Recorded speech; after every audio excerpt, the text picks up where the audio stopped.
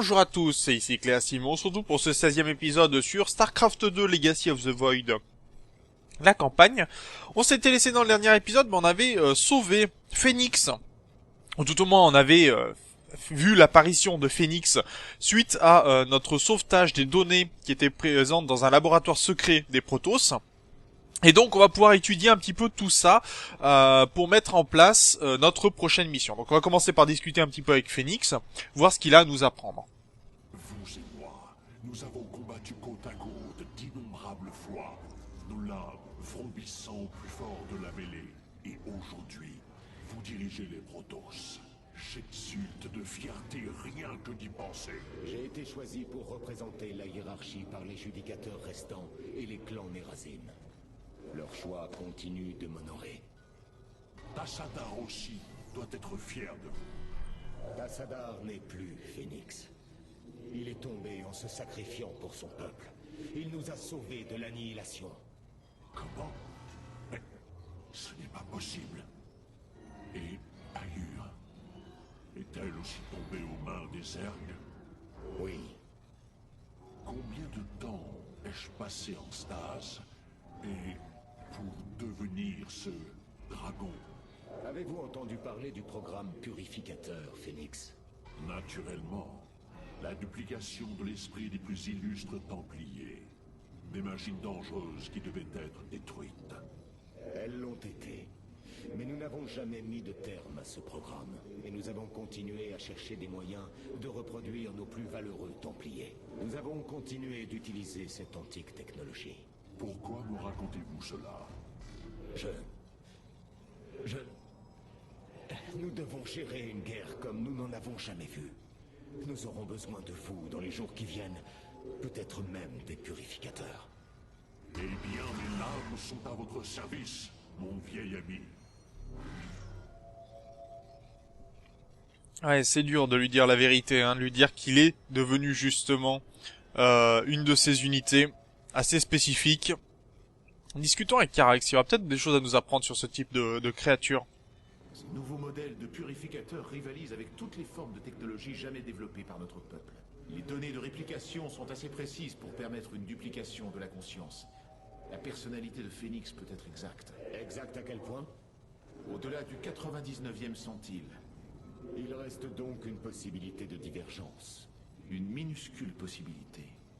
Mais au cours de toute une vie, combien de choix seront affectés par cette variation? Qui seriez-vous devenu avec une telle différence pour l'ensemble de vos décisions? Soyez vigilants avec Phoenix. Si nous devons compter sur son aide, je veux savoir qui il est. C'est pas faux, il faut pas grand-chose pour changer complètement la vie d'un homme. Un choix, une décision, et ça suffit. Et là, c'est un petit peu le cas, quand même. Donc, on va pouvoir avoir des nouvelles, de nouveaux éléments. On a de la solarite en plus. Alors, soit on passe à l'harmonie des transferts, portes spatiales et complexes robotiques peuvent se transformer afin d'acquérir la technologie de transfert. Ça m'intéresse pas mal. Dans le sens où, ça pourrait nous permettre, en fait, de téléporter aussi, nos unités de complexes robotiques. Et donc faire en sorte qu'on envoie à chaque fois nos vaisseaux du côté de nos pylônes, ce qui est assez intéressant. On va prendre le ravitaillement, le temps de construction. On va baisser le temps de construction, je pense que ça sera beaucoup plus intéressant. On va pouvoir revenir. Et on va donc aller dans la commanderie, voir s'il y en a du nouveau. Est-ce qu'il y a des affectations possibles? Nous disposons de nouvelles technologies de soutien robotique en attente d'inspection. Voyons voir ce que l'on a. Donc on a soit les sentinelles qui nous permettent donc de restaurer le bouclier de 2 unités alliées ou réduire les dégâts subis par les unités alliées. Très bien. C'est le cas de double recharge de bouclier et de bouclier gardien. Ou alors le dynamiseur qui permet lui d'augmenter la vitesse d'attaque et de déplacement des unités alliées. Et il peut se transformer pour générer un champ d'énergie.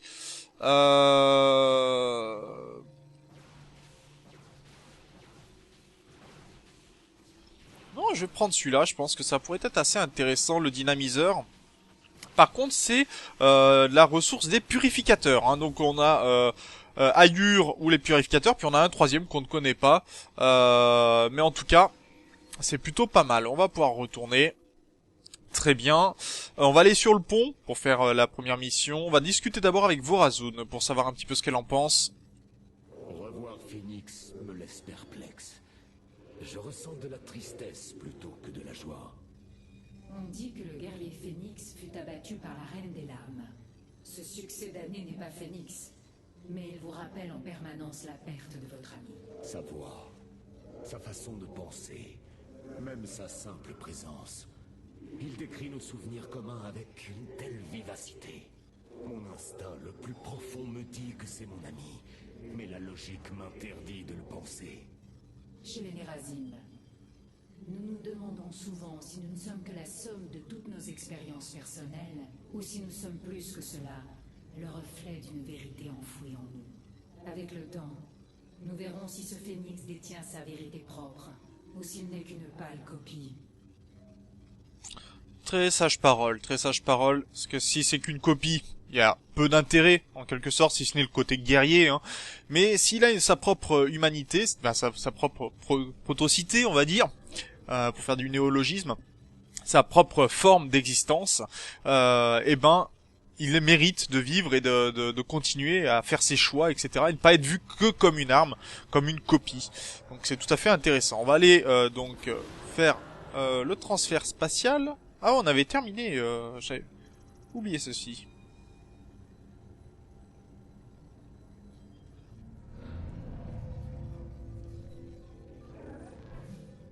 Hiérarque, je comprends enfin le chef-d'œuvre d'Ixelnaga. Pour eux, l'énergie, l'essence et l'information ne sont qu'une seule et même donnée. Chaque élément est interchangeable, permutable. Alors, vous avez percé les mystères que Zeratul entrevoyait au sein de la clé? En effet, il semblerait qu'elle puisse nous mener jusqu'à Ulnar. Ulnar? C'est un mythe. Un royaume à peine évoqué dans nos légendes. Le monde natal d'Exelnaga. Je pense que la clé peut projeter son emplacement. Montrez-moi, Carax.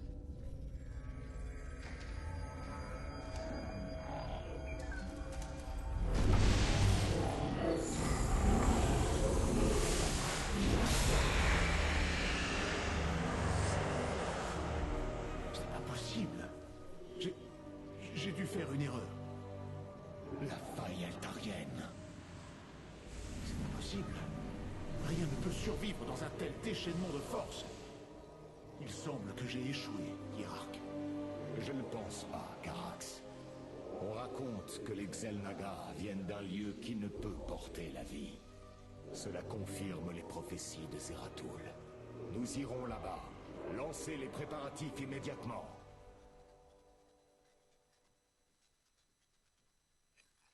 Zeratul. Beaucoup vous croyez fou. Et pourtant, une fois encore, c'est vous qui étiez dans le vrai. La clé nous mène droit dans la faille altarienne, vers Ulnar, la patrie d'Exelnaga. C'est à moi d'endosser votre rôle, vieil ami. Je vais réveiller l'Exelnaga et honorer votre héritage. Ouais, et on va voir si les Xelnaga sont capables de nous aider. En tout cas, c'est parti pour un transfert spatial. On pourra récupérer donc le Phénix et le Haut-Templier, donc une unité aérienne et une unité psionique, une unité de support très très puissante. Donc pourquoi pas.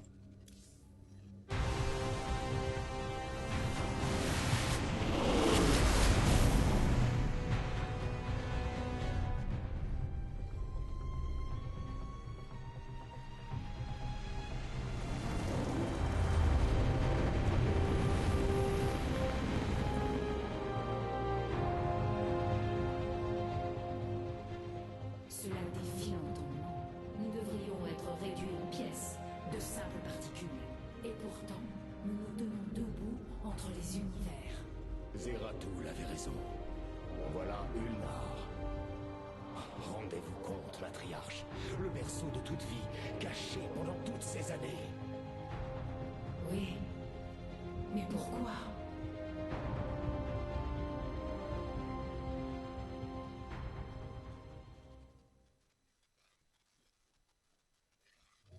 Ouais, pourquoi? La question se pose. En tout cas, Ulnar se présente devant nous.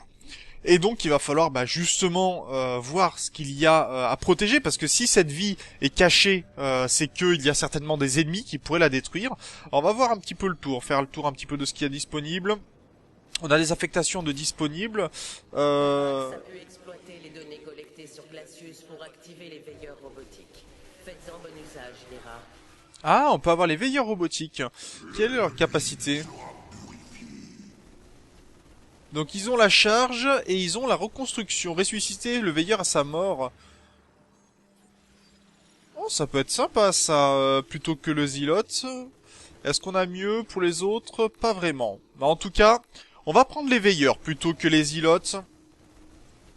Ça sera assez intéressant. On va discuter un petit peu avec Rohanna, voir si elle a des choses à nous apprendre. J'ai peine à croire que nous nous trouvions au-dessus d'Ulnar, le foyer des Ihanri, les Xel'Naga. La théorie des judicateurs veut que les Xel'Naga aient quitté Ayur pour un endroit tel que celui-ci. Elle dit qu'ils ont traversé les âges plongés dans la torpeur. Zeratul était convaincu que l'artefact nous mènerait à l'espoir. Les Xel'Naga sont peut-être l'espoir dont il parlait. Si les légendes disent vrai, les Xel'Naga se trouvent en dessous de nous, attendant d'être réveillés par leurs enfants. Espérons que ce soit le cas. Espérons en effet. Le débit solaire est stable, hiérarque. Bon, on va peut-être discuter encore un petit peu avec Carax. Je pense que aussi bien on fera pas la mission dans cet épisode-là. Je suis bien désolé, hein, mais s'il y a autant de choses intéressantes, ça serait dommage. Mais en tout cas, de peut-être faire la mission que sur un seul épisode, je vais voir. En tout cas, discutons avec Carax, voir ce qu'il a à nous apprendre. Zeratul ait pu prévoir que la clé nous mènerait ici est troublant. Mais il est maintenant clair que c'était la principale raison d'être de cet appareil. Zeratul savait appréhender la réalité d'une façon qui dépasse mon entendement. Cet endroit ne devrait pas exister. Il défie tous les décrets scientifiques, fait voler en éclats tout ce que nous savons de la mécanique astrale. Je pensais autrefois que les protos étaient arrivés à l'apogée de la connaissance accessible. J'étais un imbécile. La galaxie est bien plus vaste que le savoir proto, ami Carax. Je sais cela aujourd'hui. Eh oui. Je sais que je ne sais rien, c'est la base de toute connaissance, et déjà le reconnaître, c'est un très bon pas en avant. Voyons voir ce que Phoenix a à nous dire à ce sujet-là. Phoenix, vous semblez agité. Mes excuses, hiérarque. J'ai réfléchi aux événements qui m'ont amené ici. J'ai découvert qu'il y avait des manques dans ma mémoire.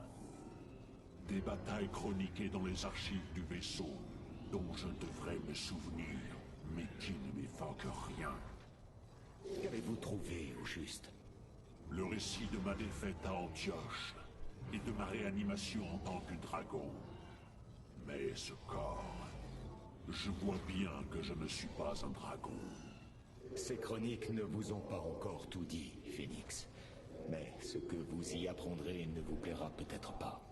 Je suis prêt à affronter la vérité, mon vieil ami.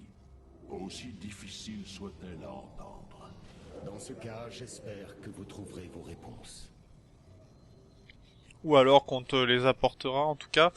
Il va falloir... On va remonter sur le pont. Hiérarque, nous ne pouvons apparemment pas recevoir de transmission dans la faille. Nous sommes coupés du reste de la galaxie. Ah, donc on ne sait pas ce qui s'y passe.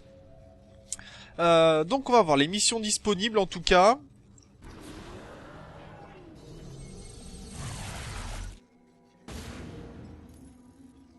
Les détecteurs de la lance d'Adoun ont localisé ce qui semble être un accès vers l'intérieur du temple.